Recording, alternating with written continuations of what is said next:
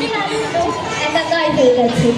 রোদ, নদী, আকাশ, ঘুড়ি, ছোলা সব মিলিয়ে দোলের আগমনের বার্তা যেন রঙের ছোঁয়ার মতো ছড়িয়ে পড়ছে চারিদিকে।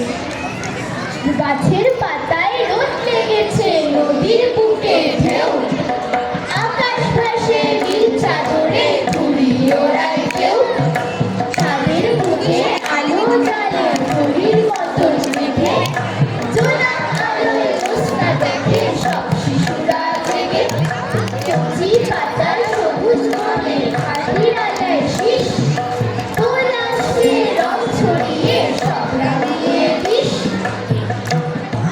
এই ছড়ায় দোল শুধু উৎসব নয়, এ এক বিরহ হৃদয়ের ডাক।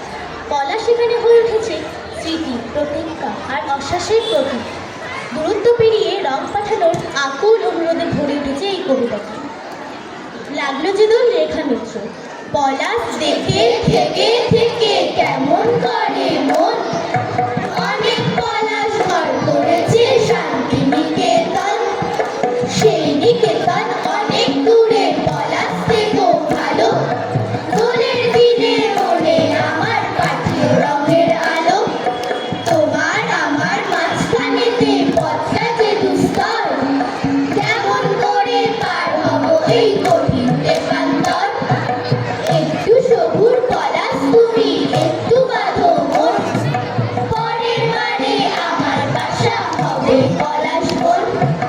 এই ছড়ায় বসন্ত এসেছে ডাক রাগিনীর আবেশে, ফুল মৌমাছি আর কিশোরীর হৃদয়ে অনুভব ফিরিয়ে বসন্তে যেন এক জীবন্ত সুর যা প্রকৃতি থেকে মানুষের মনে অনুরণন করে। বসন্তেরই গানে পলাশ প্রিয়া গাইছে বিমান বৃষ্টি ময়ূর টানে।